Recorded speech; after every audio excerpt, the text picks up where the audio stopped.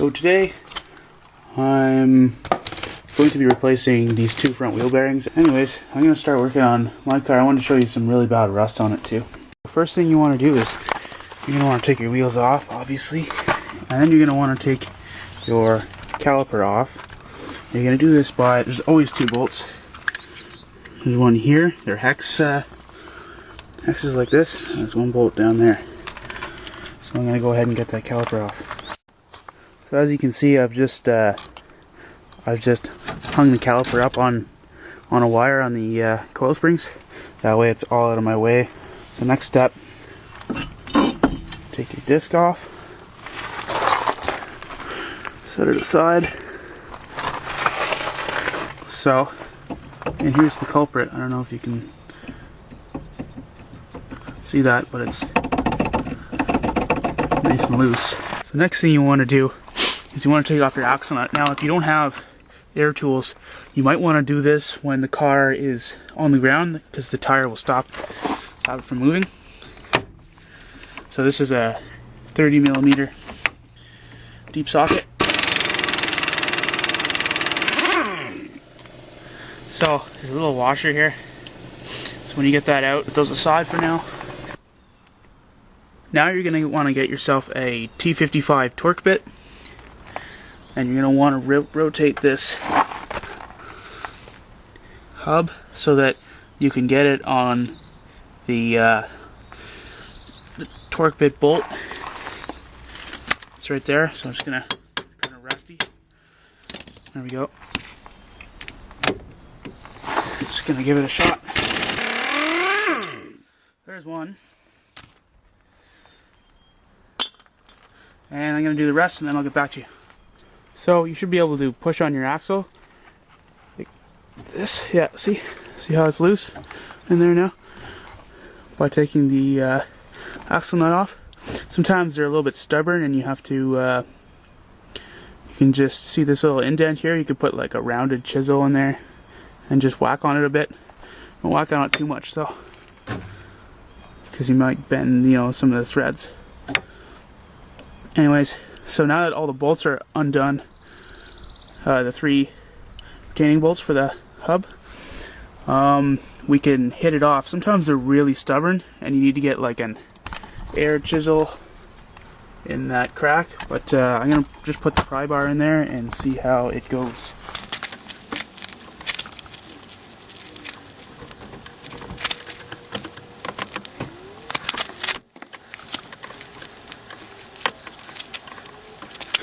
Alright, so seems like I've got lucky so far. You can see at least crack the rust. You see the crack there? So now I'm going to go get my air chisel because this thing's being stubborn.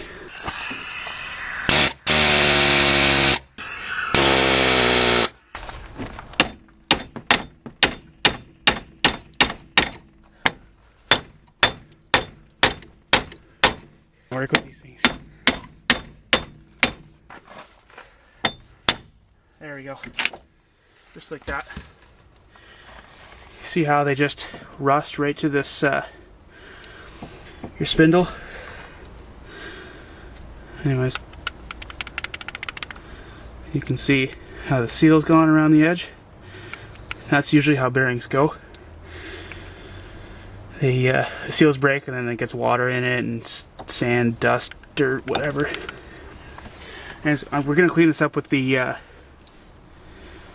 a brush, and then we're gonna go ahead and install our new one.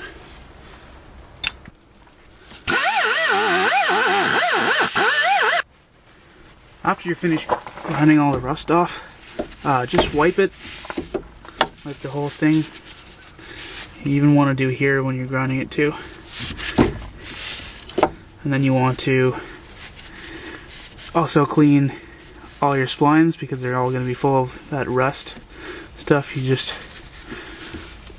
took off, and also your axle threads. So that now we've cleaned our axle splines and the threads, I'm just going to grease this whole area around here and over here too, so that it makes it easier the next time we need to take off our bearing. just like that.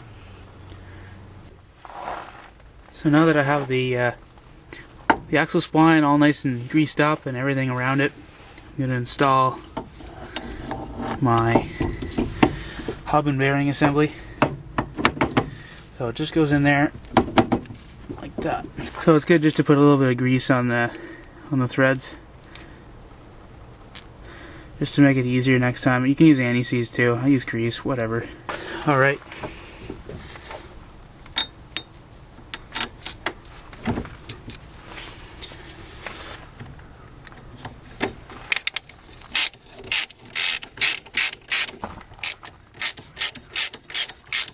Alright, now with a good torque wrench, you're going to want to torque these hub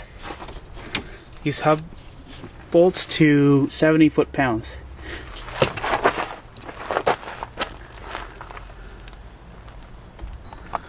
Alright, so once you do that, you're going to put your new axle nut on. I'm just putting a bit of grease on so it goes on a bit better. Protect the threads from rust and stuff. Don't forget your washer. I'm just going to do it hand tight for now, because when the car is on the ground and the tire has more trouble moving, I'm going to torque it, and it gets torqued to 185 foot-pounds. So I went ahead and just greased the inside of the disc, because that will go on the hub, so it just makes it a bit easier in the future to separate that as well.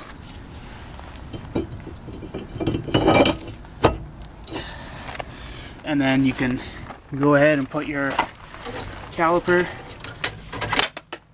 back on.